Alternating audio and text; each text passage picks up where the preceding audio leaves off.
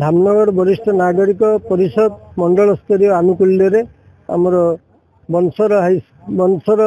महाविद्यालय परिसर में आम आज गोटे स्वास्थ्य शिविर आयोजन करगणा स्वास्थ्य शिविर एमर प्रतिवर्ष ये अनुष्ठान 16-17 मसीह हवा दिन ठारू आम प्रतिवर्ष स्वास्थ्य शिविर कर साधारण गरीब लोक मानू साधारण स्वास्थ्य प्रति जत्न एवं स्वास्थ्य चिकित्सा एसबूर रोगर चिकित्सा आम सब विभिन्न माने प्रांतर एवं धाम विशेषतः धाम एठू भद्रक मुख्य चिकित्सालय डाक्तर माने आसचंती एवं कटक रु आसचंती जाजपुर आसचंती सबु विभाग एठी जते गुडी विभाग अछि 8टी विभाग डाक्तर एठी चिकित्सा करचंती एवं रोगी प्राय आशातीत भाव में आम 600 रु ऊर्ध्व रोगी एठी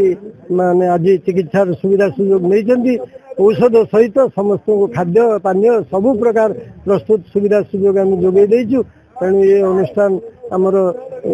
विधिवत भाव में कार्य करुचे। मोर कहया कथा होची जे कि धामनगर वरिष्ठ नागरिक परिषद तरफ आज ये स्वास्थ्य सेवा होची एक कथा नुह। धामनगर वरिष्ठ नागरिक परिषद तरफ विभिन्न रकम कार्यक्रम अनुष्ठित होची यथा स्वास्थ्य शिविर यथा वृक्षरोपण यथा मागणा लोक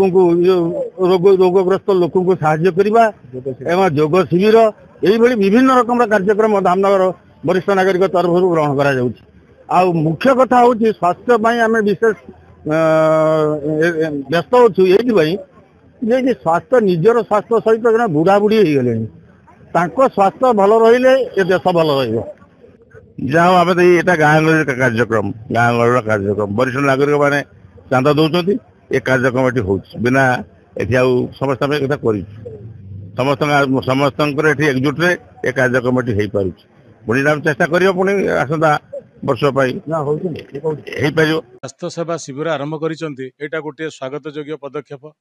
एवं से जो लोक मान जो आज स्वास्थ्य सेवा जोगाऊँ जहाद्वारा कि भद्रक जिला कटक भुवनेश्वर डाक्तर मैंने आसी विभिन्न दूर दूरांतर एवं ब्लड टेस्ट होची मागणा मेडिसिन दिया होची ता सहित जटिल रोगर समाधान पर डायग्नोसिस हो पारुची यही जो पदक्षेप यहाँ सबुदिन से बजाय रखापी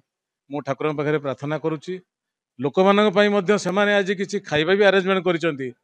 आउरी बहुत बड़ पदक्षेप जहाँ से धन्यवाद देवी। एई भिडियोटी आपनकु केमिति लागिला कमेंट करि जणांतु। धरित्री लाइव रो यूट्यूब एवं फेसबुक चैनल को सब्सक्राइब करंतु। अधिक खबर पई लॉगिन करंतु www.dharitri.com।